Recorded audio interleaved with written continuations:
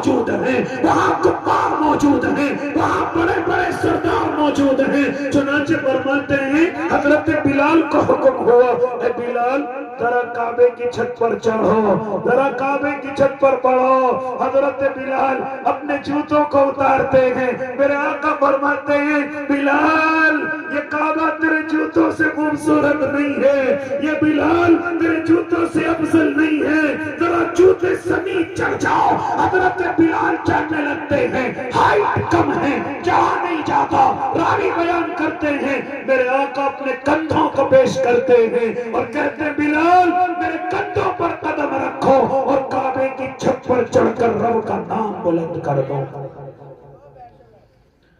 رب کا نام بلند کر دو۔ اے اللہ کے نیک بندو، یہاں تک کہ مکے کے بڑے بڑے چودھری کہہ رہے تھے اتنی عزت غلام کو دی جا رہی ہے، کاش اس دن کے آنے سے پہلے ہم اس دنیا سے رخصت کیوں نہ ہو گئے، ہم یہ کیوں دے کریں، غلاموں کو اتنی عزت کیوں دی جا رہی؟ یہ غلام تو جانوروں سے زیادہ سلوک کے لائق ورنہ تھے، لیکن اتنی عزت کیوں دی جا رہی؟ اے اللہ کی نیک بندیوں ذرا سنو، میرے اور آپ کے آقا محمد عربی صلی اللہ علیہ وسلم کے آنے سے پہلے تمہاری کوئی قدر نہ تھی۔ میری بہن بیٹھی ہوئی ہے، ذرا سن سکو تو سنو توجہ کے ساتھ۔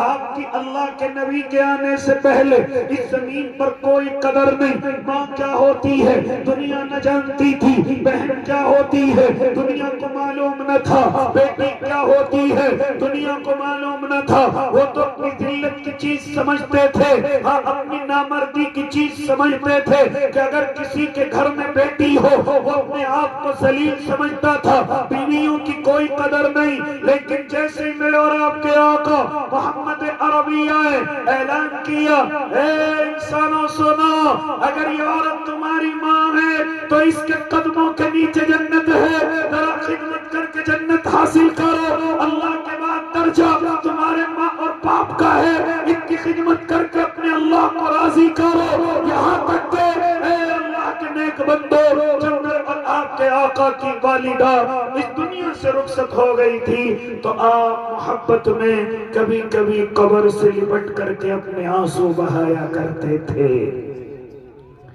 ماں کے تعلق سے بڑی گفتگو ہوتی ہے، لیکن مختصر یہ، اگر اللہ کو راضی کرنا چاہتے ہو تو ان ماؤں کی قدر کرو، ان ماؤں کی عزت کرو۔